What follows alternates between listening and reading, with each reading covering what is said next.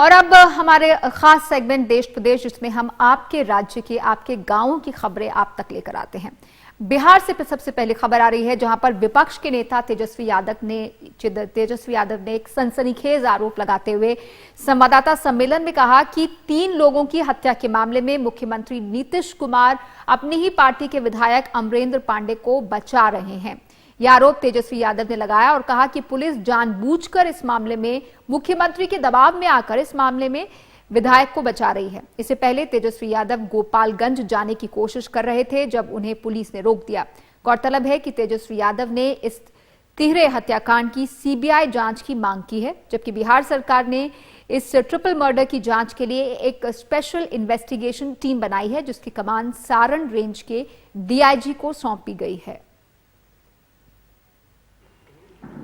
और उस सिलसिले में जो ये हमारा मानना है कि बिहार में पूरी तरीके से अपराध का बोलबाला है और इसमें सरकार जो है पूरी तरीके से संरक्षण दे रही है।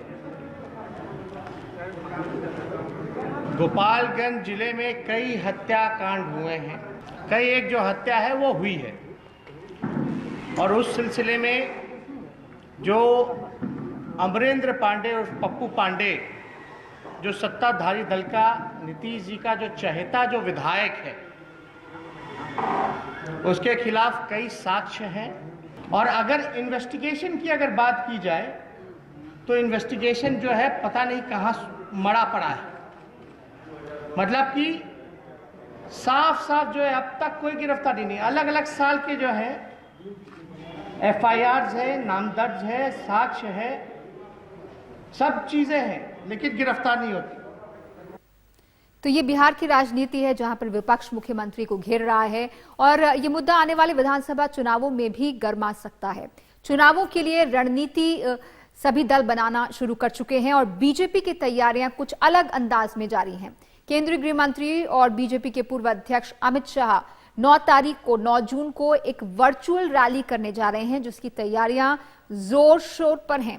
खबर है कि इस रैली में 1 लाख लोगों को भाषण सुनाने का इंतजाम किया गया है। आमतौर पर भाषणों को सुनने के लिए लोग रैली स्थलों पर आते रहे हैं, लेकिन कोरोना वायरस के चलते अब वर्चुअल रैली में भीड़ जुटाने की आजमाइश है।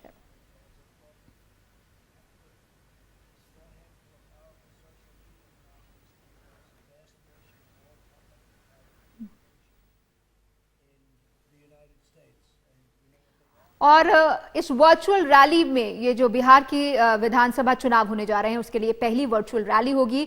इस पर आरजेडी के नेता तेजस्वी यादव ने ट्वीट किया है, लिखा है, जिस दिन बीजेपी की रैली होगी उस दिन विरोध में आरजेडी गरीब अधिकार दिवस मनाएगी। कोरोना की संख्या लगभग 2 लाख पहुंच गई है। गरीब पैदल चलकर भूखे मर रहे हैं, लेकिन बीजेपी 9 जून को डिजिटल रैली निकालेगी। भाजपा दुनिया की पहली ऐसी पार्टी है जो अपने लोगों के मरने पर जश्न मना रही है। जिस दिन बीजेपी गरीबों की मौत का जश्न मनाएगी, उसी दिन प्रतिकार में हम गरीब अधिकार दिवस मनाएंगे। मध्य प्रदेश में अपनी फसल को बेचने का इंतजार कर रहे एक और किसान की मौत हो गई है। 7 दिनों में राज्य में ये किसी किसान की दूसरी मौत है। देवास जिले के 65 साल के जयराम मंडलोई अपनी फसल बेचने के लिए सरकार द्वारा बनाए गए खरीदी केंद्र पहुंचे थे। लंबे इंतजार के बाद उन्हें दिल का दौरा पड़ गया। अस्पताल ले जाया गया, वहां उनकी मौत हो गई।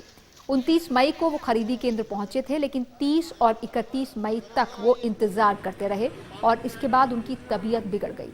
परिवार का आरोप है कि वो पहले से स्वस्थ थे, किसी तरह की बीमारी नहीं थी।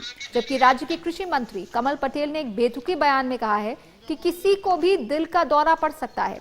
एनडीटीवी के दोबारा इस पर पूछे जाने पर कहा कि ये नेगेटिव या नकारात्मक सोच नहीं है।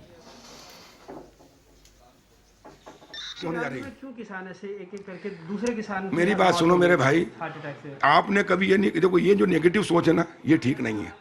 अभी आप पत्रकार हैं, 10 पत्रकार इकट्ठे होते हैं तो तुम लॉकडाउन का प्रयोग नहीं कर सकते, तो लाखों लोग जहाँ आते हैं और उसमें ये नहीं कि 122 लाख मीट्रिक टन तो हमने गेहूं खरीद लिया, चना हम खरीद रहे हैं, सरसों हम खरीद रहे हैं, जो कांग्रेस बिल्कुल नहीं खरीद रही थी।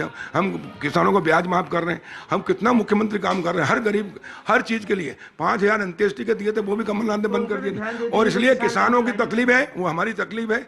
लेकिन इतने बड़े काम में कभी भी कुछ होता है तो थोड़ी बहुत लाइन तो लगेगी। हम शादी में जाते हैं, 500 लोग इकट्ठे होते हैं, देखते हैं जब गिद्ध जैसा भोजन होता है कैसे टूट पड़ते हैं। तो ये तो, लेकिन फिर भी एक एक दाना किसान का खरीदेंगे और किसान की आर्थिक स्थिति ठीक करेंगे। और हम तो फसल बीमा योजना में भी चेंज कर रहे हैं।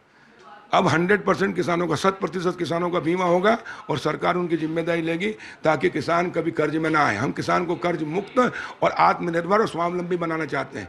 आत्मनिर्भर गांव, आत्मनिर्भर किसान और आत्मनिर्भर भारत बनेगा। लेकिन मंत्री जी ने किसान की मौत पर कोई ज्यादा सफाई नहीं दी कि आखिर इतना समय क्यों लग रहा है। आगे बढ़ते हैं मध्य प्रदेश से उत्तर प्रदेश की तरफ, जहां पर 22 साल के एक शख्स की हत्या कर दी गई। उसका कसूर यह था कि वो अपने पड़ोस में रहने वाली एक लड़की से प्यार करता था। इस युवक को पहले पेड़ पर लटका दिया गया, बाद में उसे जिंदा जला दिया गया। दिल दहला देने वाला यह मामला यूपी के प्रतापगढ़ जिले का है। जब तक पुलिस पहुंची, उसके शव की राख ही बची थी। मृतक के परिवार वालों और गांव वालों के गुस्से का सामना पुलिस को करना पड़ा। पुलिस की 2 गाड़ियों को भीड़ ने आग के हवाले कर दिया। इस मामले में अभी तक 2 लोग गिरफ्तार किए गए हैं।